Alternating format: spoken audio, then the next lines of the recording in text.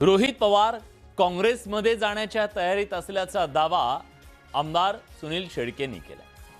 2029च्या निवडणुकीत रोहित पवारांना काँग्रेस पक्षातून बारामतीतून लढण्याची इच्छा असल्याचं शेळकेंनी म्हटलं।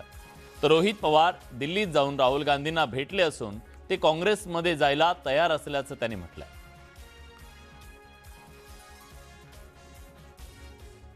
विषय एवढाच आहे की लोक आहेत जी संपर्कात आहेत। आता तुम्ही मला बघा, विखे पाटील साहेबांना श देण्यासाठी कोल्हेंना तिथे एमएलसी बनवलं। आता कोल्हेला तिथे एमएलसी बनवलं असेल तर मग तिथला जो दादांचा पक्षातला आमदार आहे काळे, हे काय यांच्याच पक्षातून उभे राहतील का? मोकळं झालं ना तिथून, त्या ठिकाणी बीजेपीतून ते उभे राहतील। आता तुम्ही इतर ठिकाणी सुद्धा बघितलं तर ऑलरेडी रणनीती, आता तुम्हाला मावळचा आमदार काही ह्या पक्षात राहील असं वाटतं का? तो जाणार आहे भाजपमध्ये। अहो हे सगळं सगळ्यांना माहिती आहे। उगाच आपण पतंग उडवत मी किती प्रेमाचा, मग मिठी मारणं आणि रडून रडून किती वेळा रडणार। रोहित पवार हे आता जे तुतारी पक्षाचे आमदार आहेत हे काही दिवसामध्ये काँग्रेस पक्षामध्ये जातील। त्यांनी स्वतः राहुल गांधींची दिल्लीत जाऊन भेट घेतलेली आहे।